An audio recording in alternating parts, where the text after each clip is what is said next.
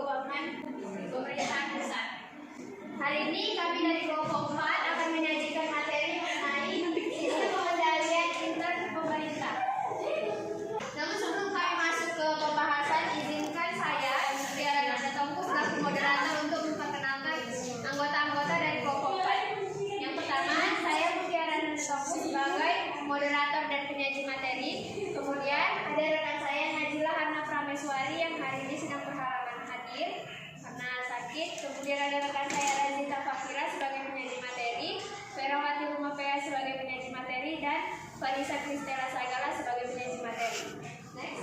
Untuk pembahasan yang pertama yaitu pengertian sistem pengendalian intern pemerintah atau SPIP akan saya jelaskan. Baik teman-teman, sebelum kita mengenal lebih jauh mengenai SPIP itu, terlebih dahulu kita mengetahui dasar hukum dari SPIP itu. Jadi, dasar hukum SPIP adalah sesuai dengan peraturan pemerintah nomor 60 tahun 2008 tentang sistem pengendalian intern pemerintah. Next. Nah, berikut ini merupakan pengertian dari sistem pengendalian intern pemerintah sesuai dengan peraturan pemerintah nomor 60 tahun 2008, yaitu SPIP sebagai proses yang integral pada tindakan dan kegiatan yang dilakukan secara terus-menerus oleh pemimpin dan seluruh pegawai untuk memberikan keyakinan memadai atas tercapainya tujuan organisasi melalui kegiatan yang efektif dan efisien, keandalan pelaporan keuangan, pengamanan aset negara, dan ketaatan terhadap peraturan perundang-undangan. Next. Baik, selanjutnya materi yang kedua yaitu peran aparat pengawasan intern pemerintah sesuai pasal 11 peraturan pemerintah nomor 60 tahun 2008 akan dijelaskan oleh rekan saya Razita Fakira. Kepada Razita saya persilakan. Terima kasih kepada moderator. Saya akan menjelaskan tentang peran aparat pengawasan intern pemerintah atau APIP sesuai pasal 11 peraturan pemerintah nomor 60 tahun 2008. Di mana peran aparat pengawasan intern pemerintah atau APIP sesuai pasal 11 peraturan pemerintah nomor 60 tahun 2008, yaitu yang pertama, memberikan keyakinan yang memadai atas ketaatan, kehematan, efisiensi, dan efektivitas pencapaian tujuan penyelenggaraan tugas dan fungsi kementerian. Kemudian yang kedua, memberi peringatan dini dan peningkatan efektivitas manajemen risiko dalam penyelenggaraan tugas dan fungsi kementerian. Dan yang ketiga adalah memelihara dan meningkatkan kualitas atau pola penyelenggaraan tugas dan fungsi kementerian. Selanjutnya di sini ada pengawasan intern atas penyelenggaraan tugas dan fungsi instansi pemerintah termasuk akuntabilitas keuangan negara dilakukan oleh APIP melalui yang pertama ada audit. Di audit ini ada audit kerja yang dimana audit atas pengelolaan keuangan negara dan pelaksanaan tugas dan fungsi instansi pemerintah yang terdiri dari aspek kehematan, efisiensi, dan efektivitas. Di audit ini juga yang kedua ada audit dengan tujuan tertentu, yaitu mencakup audit yang tidak termasuk dalam audit tersebut. Kemudian ada review. Di review ini ada Inspektorat Jenderal Kementerian atau PPPR, yang dimana Inspektorat Jenderal Kementerian Pekerjaan Umum dan Perumahan Rakyat secara fungsional melaksanakan pengawasan intern, melakukan review atas laporan keuangan Kementerian Pekerjaan Umum dan Perumahan Rakyat. Kedua ada Inspektorat Provinsi. Yang ketiga ada Inspektorat Kabupaten atau Kota. Selanjutnya ada BPKG, yaitu review atas laporan keuangan pemerintah pusat sebelum disampaikan Menteri Keuangan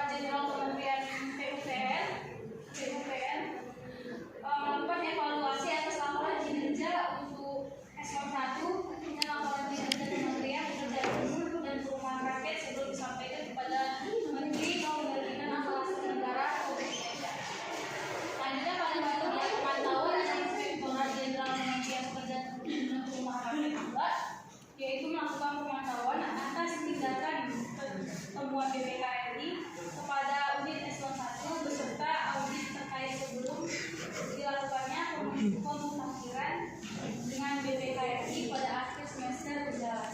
Selanjutnya terakhir ada kegiatan pengawasan lainnya yang dilakukan juga oleh Inspektorat Jenderal Kementerian PUPR, di mana dalam penyelenggaraan fungsi ini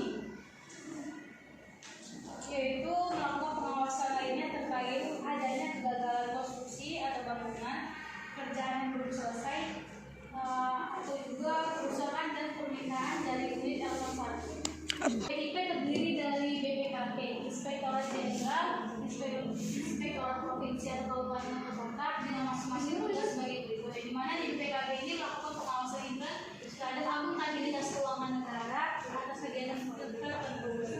Selanjutnya di Inspektorat Jenderal yaitu melaksanakan pengawasan dalam rangka penyelenggaraan tugas dan fungsi Kementerian Negara atau lembaga yang didanai langsung dengan anggaran pendapatan dan belanja negara. Yang ketiga yaitu Inspektorat Provinsi, tugasnya melaksanakan pengawasan intern terhadap seluruh kegiatan dalam rangka penyelenggaraan tugas dan fungsi satuan kerja perangkat daerah provinsi yang didanai dengan anggaran pendapatan dan belanja negara provinsi. Selanjutnya yang terakhir yaitu Inspektorat Kabupaten atau Kota melakukan pengawasan terhadap seluruh kegiatan dalam rangka penyelenggaraan tugas dan fungsi satuan kerja perangkat daerah kabupaten atau kota yang didanai dengan anggaran pendapatan dan belanja daerah kabupaten atau kota. Selanjutnya di sini ada pembinaan penyelenggaraan SPIP dilakukan oleh Inspektorat Jenderal Kementerian Pekerjaan Umum dan Perumahan Rakyat atau PUPR sesuai instruksi Menteri Pekerjaan Umum nomor 2 INM 2011 yang berikutnya yang pertama penyusunan pedoman teknis penyelenggara SPIP, yang kedua ada sosialisasi SPIP, ketiga ada pendidikan dan pelatihan SPIP, kemudian yang terakhir ada pembimbingan dan konsultasi SPIP. Baik, saya kembalikan kepada moderator. Terima kasih kepada Saudari Razika atas pemaparan materinya. Selanjutnya materi yang ketiga yaitu laporan keuangan dan pengendalian intern sesuai pasal 55 ayat 4 dan pasal 58 ayat 1 ayat 2 Undang-Undang Nomor 1 Tahun 2004 akan dijelaskan oleh rekan saya Ferawati Umapea. Pada Saudari Vera saya silakan. Baik, materi yang ketiga yaitu laporan keuangan dan pengendalian intern sesuai pasal 55 ayat 4 dan pasal 58 ayat 1 dan 2 Undang-Undang Nomor 1 Tahun 2004. Di sini ada laporan keuangan dan pengendalian intern yang diatur oleh pasal 55 ayat 4 dan ada pasal ayat 1 dan 2 Nomor 1 Tahun 2004. Yang pertama yaitu Menteri atau pimpinan lembaga selaku pengguna anggaran atau pengguna barang memberikan pernyataan bahwa pengelolaan APBN telah diselenggarakan berdasarkan sistem pengendalian intern yang memadai dan akuntansi keuangan telah diselenggarakan sesuai dengan standar akuntansi pemerintah. Yang kedua yaitu pengendalian intern pemerintah sesuai pasal 58 ayat 1 dan nomor 2 Undang-Undang Nomor 1 Tahun 2004. Di sini menyatakan bahwa dalam rangka meningkatkan kinerja, transparansi dan akuntabilitas pengelolaan keuangan negara, Presiden selaku kepala pemerintah berperan sebagai mengatur dan menyelenggarakan sistem pengendalian intern di lingkungan pemerintahan secara menyeluruh. Yang kedua yaitu sistem pengendalian intern sebagaimana yang dimasukkan pada ayat 1 bahwa sebelumnya ditetapkan oleh peraturan pemerintah. Next. Baik, terima kasih. Saya kembalikan kepada moderator. Saudari Ferawati atas pemaparan materinya. Selanjutnya materi yang terakhir yaitu pola pikir pengendalian intern akan dijelaskan oleh rekan saya Vanessa Pesera. Pada Saudari Vanessa saya persilakan. Terima kasih moderator. Selanjutnya materi tentang pola pikir pengendalian intern. Berdasarkan peraturan pemerintah nomor 60 tahun 2008. Unsur-unsur dalam sistem pengendalian interaksi pemerintah atau SPIP dalam pelaksanaannya menyatu dan menjadi bagian integral dari kegiatan instansi pemerintah, khususnya kementerian yang tercermin dalam yang pertama, lingkungan pengendalian. Pimpinan instansi pemerintah atau kementerian wajib menciptakan dan memelihara lingkungan pengendalian yang menimbulkan perilaku positif dan kondusif untuk penerapan sistem pengendalian intern dalam lingkungan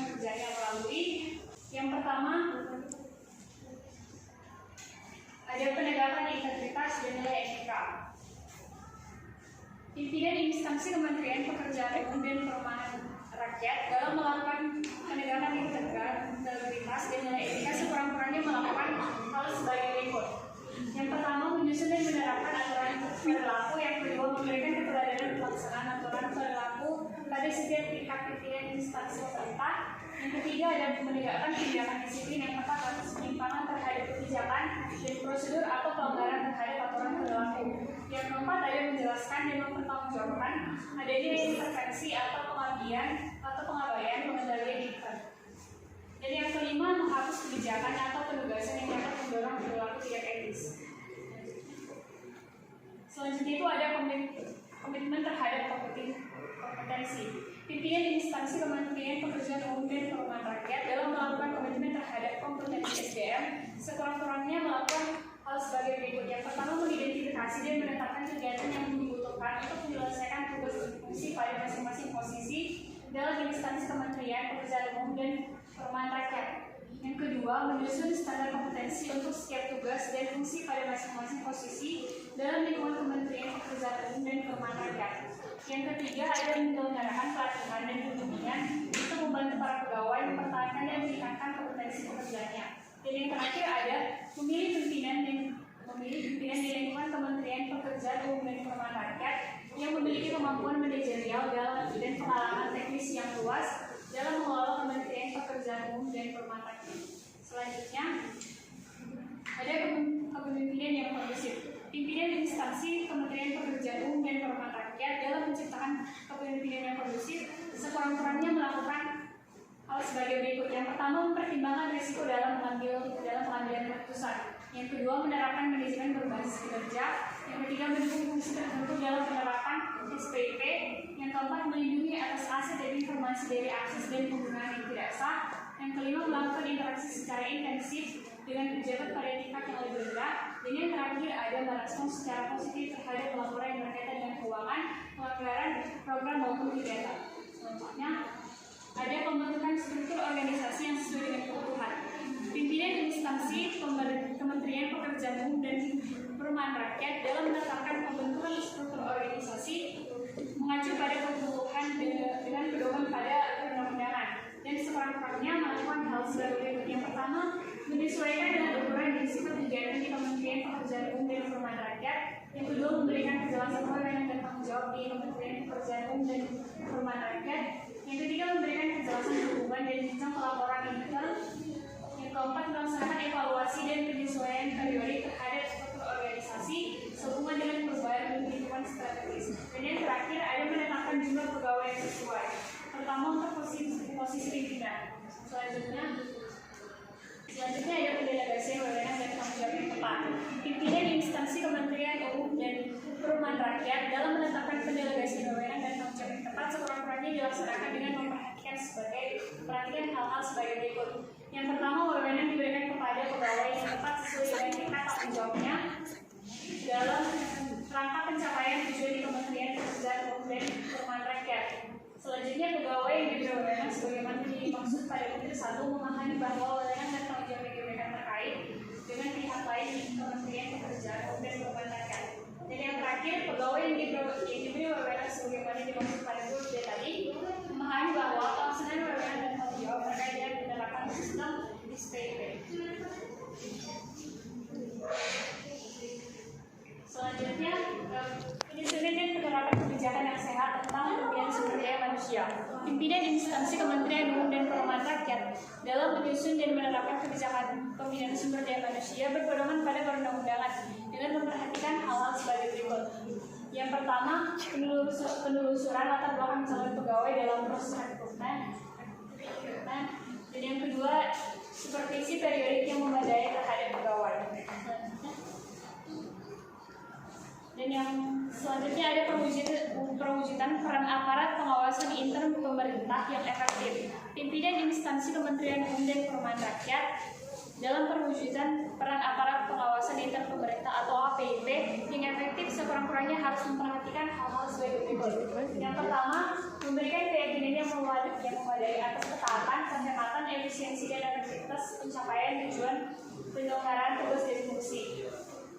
Selanjutnya, memberikan peringatan dini dan meningkatkan efektivitas integritas manajemen risiko dalam penyelenggaraan tugas dan fungsi. Dan yang terakhir, memelihara dan meningkatkan kualitas tata kelola penyelenggaraan tugas dan fungsi. Selanjutnya, terakhir ada hubungan kerja yang baik dengan instansi pemerintahan terkait. Pimpinan instansi Kementerian Pekerjaan Umum dan Perumahan Rakyat dalam hubungan kerja yang baik di Kementerian Pekerjaan Umum dan Perumahan Rakyat diwujudkan dengan adanya mekanisme saling uji antar submental di Kementerian Pekerjaan Umum dan Perumahan Rakyat. Selanjutnya,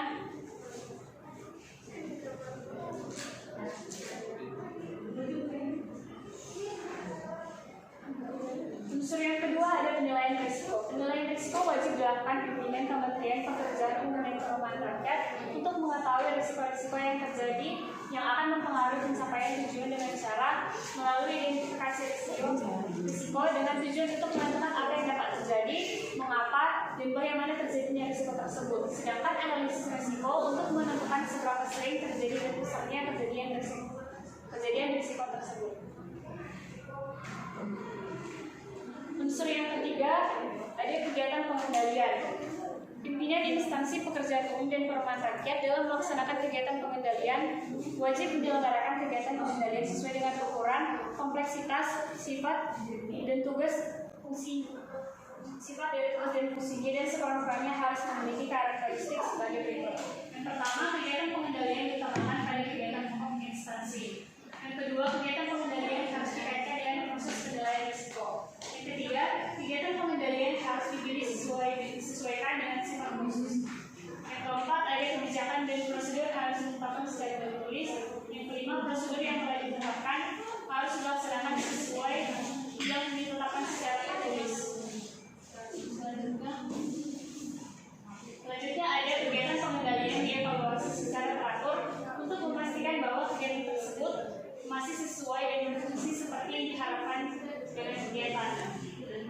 Dan kegiatan yang pertama, review atas kinerja pembinaan SDM dan pemeriksaan fungsi. Yang kedua, pengendalian atas pengelolaan sistem informasi, fisik atas aset. Yang ketiga, ada penetapan dan review atas indikator dan ukuran kinerja. Yang keempat, otorisasi atas transaksi dan pencatatan yang akurat dan tepat waktu. Dan yang kelima, pembatasan akses atas sumber daya dan pencatatannya dan akuntabilitas terhadap sumber daya dan pencatatannya, serta yang terakhir dokumentasi yang baik atas sistem pengendalian inter dan transaksi. Unsur yang keempat ada informasi dan komunikasi. Pimpinan instansi Kementerian Umum dan Perumahan Rakyat wajib mengidentifikasi, mencatat, dan mengkomunikasikan informasi dalam bentuk dan waktu yang tepat dan diselenggarakan secara efektif sekurang-kurangnya sebagai berikut. Yang pertama, menyediakan dan memanfaatkan berbagai bentuk dan sarana komunikasi. Yang kedua, mengelola, mengembangkan, dan memperbarui sistem informasi secara terus-menerus.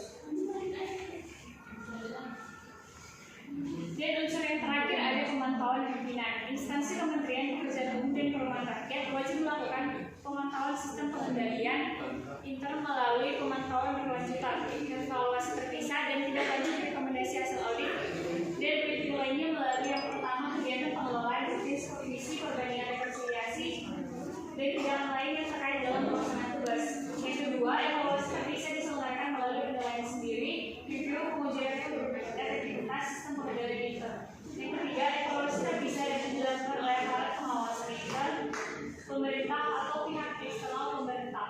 Yang keempat, evaluasi terpisah dapat dilakukan dengan menggunakan daftar uji pengendalian intern sebagaimana tercantum dalam lampiran. Dan yang terakhir, tindak lanjut rekomendasi hasil audit dan review lainnya harus juga diselesaikan dan dilaksanakan sesuai dengan mekanisme penyelesaian rekomendasi hasil audit dan review lainnya yang telah ditetapkan. Demikian pemaparan materi dari saya kembali ke Selanjutnya saya akan membacakan kesimpulan dari pembahasan seminar ini, yaitu sistem pengendalian intern pemerintah adalah salah satu cara pencegahan agar tidak terjadinya kecurangan atau korupsi dalam sektor pemerintahan. Perlunya sikap transparan dan pelibatan masyarakat dalam memantau APBD juga dapat meminimalisir potensi penyalahgunaan wewenang yang dilakukan kepala daerah, di mana unsur-unsur dalam sistem pengendalian internal pemerintah yaitu lingkungan pengendalian, penilaian risiko, kegiatan pengendalian, informasi dan komunikasi, dan pemantauan pimpinan. Baik, sekian kesimpulan dari pembahasan kita kali ini. Baik, terima kasih kepada teman-teman yang sudah memberikan pertanyaan kepada kami. Selanjutnya kami akan menjawab pertanyaan dari teman-teman. Yang pertama pertanyaan dari kelompok 1, yaitu dari saudari Maya Saribor Saragi. Di mana pertanyaannya, apa yang dapat menyebabkan gagalnya sebuah pengendalian internal yang dirancang dengan baik? Untuk pertanyaan dari Maya akan saya jawab. Jadi, pengendalian internal tidak berfungsi karena ada gangguan atau breakdown. Hal ini dapat terjadi ketika seseorang salah memahami instruksi atau perbuatan keliru akibat kecerobohan, kebingungan atau kelelahan. Dan perubahan struktur personil atau perubahan sistem dan prosedur juga dapat berkontribusi pada terjadinya gangguan. Saudari Maya. Baik, terima kasih atas jawabannya. Kemudian saya memiliki tambahan. Di pemerintahan ada batasan atas penggunaan anggaran, disingkat dengan PABU. Nilai PABU ini lebih tinggi dari nilai di lapangan. Ketika sistem pengendalian internal telah berjalan dengan baik, jika ada celah untuk melakukan kecurangan, bagaimanakah cara untuk mengatasinya? Untuk sanggahan dari Maya akan saya jawab kembali. Jadi banyaknya informasi tentang kasus kecurangan atau fraud di lingkungan pemerintahan yang mengakibatkan banyak pihak menjadi gambaran betapa tindakan kecurangan sudah mencapai tingkat yang memprihatinkan. Kondisi ini memang menjadi sulit jika kasus-kasus tersebut melibatkan pihak luar dan oknum dari dalam suatu organisasi. Salah satu dari penyebab hal tersebut adalah lemahnya sistem pengendalian internal dari satu organisasi. Nah, ketika teridentifikasi terjadi kecurangan, manajemen perlu melakukan investigasi kecurangan, di mana investigasi kecurangan dilakukan dengan melakukan penyelidikan dugaan kecurangan atau dilakukan sesuai dengan prinsip-prinsip keadilan universal. Bagaimana kepada saudari Maya? Ya baik, terima kasih atas jawabannya, saya dapat memahaminya. Baik, selanjutnya pertanyaan dari kelompok 1 yaitu dari saudari Rifka Empania, di mana pertanyaannya, sebutkan dan jelaskan prinsip-prinsip umum dalam penyelenggaraan SIP. Baik, untuk pertanyaan dari saudari Rifka akan saya jawab. Jadi terdapat beberapa prinsip umum dalam penyelenggaraan SPIP, yaitu yang pertama, SPIP sebagai proses yang diintegral dan menyatu dengan instansi pemerintah daerah dan satuan kerja di lingkungannya, serta kegiatan secara terus-menerus. Yang kedua, SPIP dipengaruhi oleh manusia. Yang ketiga, SPIP memberikan keyakinan yang memadai, bukan keyakinan yang mutlak. Yang keempat, pengembangan SPIP harus memperlihatkan manfaat biaya pengembangan SPIP, sikap kekhususan desain penyelenggaraan SPIP, dan keterbatasan kompetensi auditor internal dalam penguatan penyelenggaraan SPIP.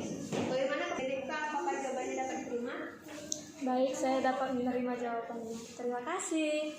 Baik, selanjutnya kami akan menjawab pertanyaan dari kelompok 2, di mana yang pertanyaan yang pertama dari saudari Nisa. Pertanyaannya, apa saja ruang lingkup penyelenggaraan SPIP? Nah, untuk pertanyaan dari saudari Nisa akan dijawab oleh rekan saya Razita Fakira. Pada Razita, saya persilakan. Baiklah, terima kasih. Di sini saya akan menjawab pertanyaan dari Nisa, yang dimana ruang lingkup SPIP itu ada yang pertama ada tingkat entitas, yang dimana tingkat entitas ini ada entitas pemerintah daerah dan entitas organisasi peringkat daerah. Kedua ada tingkat aktivitas, yang dimana di tingkat aktivitas ini ada program lintas, ada program UPD, ada kegiatan tertentu bersifat tematik, ada kegiatan pelayanan dan kegiatan dalam dokumen anggaran. Bagaimana? Saya kembali kepada moderator. Bagaimana kepada saudari Nisa, maka jawaban dari saudari Razita dapat diterima? Oh baik, saya dapat terima jawabannya. Selanjutnya, pertanyaan dari kelompok 2 yang kedua, yaitu dari saudari Soraya Azura Putri. Di mana pertanyaan dari saudari Soraya, pada slide 11 disebutkan bahwa SPIP diselenggarakan untuk meningkatkan kinerja serta transparansi pengelolaan keuangan negara. Berikan contoh dari transparansi SPIP sendiri. Untuk pertanyaan dari Soraya akan dijawab oleh rekan saya Razita Fakira. Pada Razita, saya silakan. Baik, terima kasih kepada moderator. Di sini saya akan menjawab pertanyaan dari saudari Soraya. Transparansi SPIP bisa dilihat langsung di website Dinas Lingkungan Hidup dan Kesehatan Provinsi Aceh. Di sini kami mengambil contoh di Provinsi Aceh, yang dimana setiap laporan SPIP-nya sudah tertera dan dapat di-download oleh siapa saja, mulai dari laporan penegakan integritas dan nilai etika, struktur organisasi sesuai kebutuhan, identifikasi risiko, analisis risiko, kinerja review, dan lain-lain. Nanti kalau misalnya apa, kami kasih link. Baik, terima kasih kepada saudari Razita atas jawabannya. Kepada saudari Soraya, bagaimana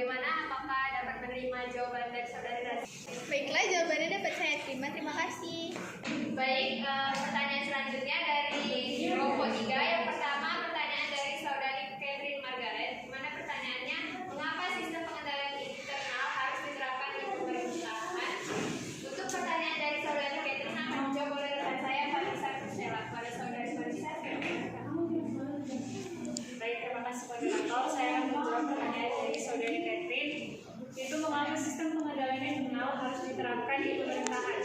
Karena pengendalian internal akan menciptakan keadaan pelaporan keuangan, pengelolaan aset negara, dan ketaatan terhadap peraturan perundang-undangan yang berlaku.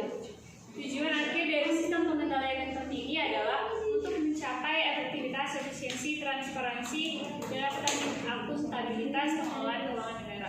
Bagaimana dengan Saudari Catherine? Apakah jawaban dari kelompok kami bisa diterima? Baik, saya dapat menerima jawaban dari kelompok 4, tapi saya memiliki satu pertanyaan lagi, yaitu apakah dalam pelaksanaan pengendalian internal terdapat keterbatasan? Coba kelompok kalian sebutkan apa saja keterbatasan itu. Terima kasih. Baik, terima kasih atas sanggahannya. Kelompok kami mengambil dari sebuah penelitian yang berjudul The Impact of Weakness International Control menyebutkan beberapa keterbatasan pengendalian internal. Terdiri dari 3, yaitu yang pertama kesalahan manusia, pengesampingan prosedur, dan kebijakan dan polusi. Bagaimana dengan bagaimana dengan Saudari Catherine? Apakah jawaban sanggahan dari kelompok kami bisa diterima? Baik, terima kasih kepada kelompok 4, jawaban yang dapat saya terima. Pertanyaan dari kelompok 3 dari Saudari Rizka, di mana pertanyaannya yaitu aktivitas pengendalian apa saja yang perlu dipertimbangkan dalam penentuan unsur pengendalian intern sebutkan. Itu akan dijawab oleh Saudari Vanessa Serdela. Kepada Saudari Vanessa. Baik, terima kasih moderator. Saya akan menjawab pertanyaan dari Saudari Rizka, yaitu unsur-unsur pengendalian internal. Yang pertama lingkungan pengendalian, yang kedua penilaian risiko, yang ketiga pengendalian prosedur pengendalian, yang keempat pemantauan atau monitoring, dan yang kelima informasi dan komunikasi. Bagaimana dengan Saudari Rizka? Apakah jawaban dari kami Dapat menerima jawaban. Baik, jika selanjutnya kami akan menjawab pertanyaan dari Saudari Nada dengan Saudari Cora yang pertanyaannya yang sama, di mana pertanyaannya apa saja tahapan penyelenggaraan SPIP di pemerintah jika ada sebutkan, dan apakah jika ada tahapan yang terlewat atau salah akan memberikan dampak yang besar atau tidak terhadap laporan yang disajikan. Untuk pertanyaan dari Saudari Nada dan Saudari Cora akan dijawab oleh rekan saya Ferawati Mopea. Pada Vera, saya persilakan. Baik, terima kasih moderator. Saya menjawab pertanyaan yang pertama dulu, yaitu apa saja tahapan penyelenggaraan SPIP. Ada 3 tahapan dalam penyelenggaraan SPIP. Yang pertama itu tahap persiapan, merupakan tahap awal penyelenggaraan yang ditujukan untuk memberikan pemahaman atau kesadaran yang lebih baik serta melakukan pemetaan penerapan yang lebih lanjut. Yang kedua itu ada tahap persiapan, terdiri atas tahap pemahaman yang biasanya berbentuk sosialisasi dan diklat, dan tahap pemetaan dilakukan untuk mengetahui tingkat pemahaman dan penerapan SPIP di lingkungan Inspektorat BPKP dan dimaksudkan untuk dapat mengidentifikasi area yang membutuhkan perbaikan di masa yang akan datang. Yang ketiga yaitu ada tahap pelaksanaan, merupakan langkah tindak lanjut atas hasil pemetaan yang meliputi pembangunan infrastruktur dan internalisasi. Tahap ini terdiri atas 3, yaitu yang pertama membangun dan menyempurnakan infrastruktur, yang kedua internalisasi yaitu proses implementasi infrastruktur yang sudah dibangun, yang ketiga yaitu ada pengembangan yang berkelanjutan. Untuk pertanyaan kedua yaitu jika ada tahap terlewat atau salah, apakah dampak terhadap itu? Maka jawabannya adalah tahap pelaporan merupakan tahap melaporkan kegiatan dan upaya pengembangan berkelanjutan. Jika ada tahapan yang terlewat akan memberikan dampak yang cukup besar, misalnya seperti terjadi kesalahan dan kecurangan dalam pelaksanaan aktivitas organisasi karena tujuan awal dari SPIP adalah untuk mengurangi terjadi kecurangan, pemborosan dan salah penggunaan yang tidak sesuai dengan tujuan organisasi. Baik, saya kembalikan kepada moderator. Baik, terima kasih kepada Saudari Vera atas jawabannya, kepada Saudari Flora dan kepada Saudari Nada. Apakah dapat menerima jawaban dari Saudari Vera? Jawabannya saya terima. Terima kasih. Pertanyaan dari kelompok 5 yang kedua yaitu pertanyaan dari Saudara versi Angga sebagainya, di mana pertanyaannya dalam penilaian pengendalian intern apa saja yang dinilai dan siapa yang menilai pengendalian intern tersebut dibuat dalam satu instansi. Pertanyaan dari Saudari Ferdi akan dijawab oleh rekan saya Ferawati Mopea. Kepada Saudari Vera, saya persilahkan. Terima kasih moderator, saya akan menjawab pertanyaan Ferdi. Penilaian risiko wajib dilaksanakan pada tingkat entitas maupun tingkat aktivitas. Penilaian risiko meliputi kegiatan identifikasi risiko dan analisis risiko, termasuk melakukan identifikasi ada tidaknya infrastruktur pengendalian yang diperlukan dan mengevaluasi efektivitas dan rancangan dan penerapan infrastruktur pengendalian yang sudah ada berupa kebijakan, prosedur, standar, dan pedoman serta awal pengendalian lainnya. Baik, terima kasih kepada saudari Mira atas jawabannya. Bagaimana kepada saudara Ferdia? Apakah dapat menerima jawaban dari saudari Mira? Saya menerima jawabannya, terima kasih. Selanjutnya kami akan menjawab pertanyaan dari saudara Bima Garo-Garo, di mana pertanyaannya, dalam pengendalian inter ini apakah ada kriteria untuk mengukur bahwa SPIP telah diselenggarakan secara efektif, atau dari mana kita bisa tahu bahwa SPIP telah diselenggarakan secara efektif? Untuk pertanyaan dari saudara Bima akan saya jawab. Jadi untuk menilai efektivitas suatu sistem pengendalian inter pemerintah adalah dengan melihat pencapaian tujuan pengendalian utama dan mengusulkan cara penilaian yang dapat digunakan untuk melihat efektivitas tersebut. Di mana penilaian atas tujuan pengendalian utama ini dilakukan secara holistik, yaitu penilaian tujuan pengendalian utama tidak dilakukan berdasarkan penilaian setiap unsur SPIP, melainkan berdasarkan penilaian keseluruhan unsur. Bagaimana kepada saudara Bima? Apakah jawabannya dapat diterima? Jawabannya ada sanggahan sedikit dengan pertanyaan. Jadi di lingkungan pengendalian itu sampai yang ada di PPT kalian ada 5 unsur yang akan dilaksanakan dari mulai lingkungan pengendalian sampai pemantauan pimpinan. Jadi pertanyaan saya dilaksanakan secara bertahap atau dapat dilangkahi atau secara bersamaan. Terima kasih. Baik, sanggahan dari Bima akan saya jawab. Jadi kelima unsur tersebut haruslah terpenuhi dengan baik. Agar apa? Agar tidak terjadi penyelewengan dana misalnya. Dan kelima unsur pengendalian internal tersebut bukanlah unsur-unsur pengendalian internal yang berdiri sendiri, melainkan unsur-unsur yang saling terkait antara yang satu dengan yang lainnya. Jadi hal ini dikarenakan proses pengendalian menyatu pada tindakan dan kegiatan yang dilakukan secara terus-menerus oleh pemimpin dan seluruh pegawainya. Bagaimana kepada saudara Bima? Baik, terima kasih atas jawabannya. Baik, selanjutnya untuk pertanyaan dari kelompok 7, pertanyaan dari saudari Siti Nurjana akan dijawab oleh saudari Vanessa Gustela. Kepada saudari Vanessa, saya silakan. Baik, terima kasih moderator. Saya akan menjawab pertanyaan dari saudari Siti Nurjana, yaitu apakah dalam pelaksanaan pengendalian internal terdapat keterbatasan? Yang pertama itu dalam pengambilan keputusan. Saya kan dalam pengambilan keputusan itu banyak pertimbangan seperti ketersediaan informasi, waktu, biaya yang terbatas, serta pengaruh variabel internal maupun eksternal lainnya. Dalam proses tersebut terkadang waktunya sangat sempit sehingga biasanya terjadi kurangnya informasi yang mengakibatkan pengambilan keputusan tidak berjalan dengan baik. Keterbatasan yang kedua itu biasanya terjadi karena pengendalian internal tidak dapat berfungsi secara baik karena ada gangguan yang breakdown. Contohnya itu bila seorang salah memahami instruksi atau berbuat kecerobohan ataupun kebingungan. Dan keterbatasan yang ketiga itu pengendalian internal juga tidak dapat berfungsi dengan baik apabila terjadinya praktek KKN di dalamnya. Keterbatasan selanjutnya itu ada manajemen berpeluang mengesampingkan atau mengabaikan pengendalian internal dengan tujuan tertentu dengan memanipulasi data atau informasi dan bentuk kecurangan lainnya. Dan keterbatasan yang terakhir itu ada pertimbangan aspek biaya dan manfaat dalam perencanaan pengendalian internal. Masalahnya itu bahwa manfaat dari pengendalian internal tadi tidak dapat dihitung secara abstrak sehingga manajemen harus membuat estimasi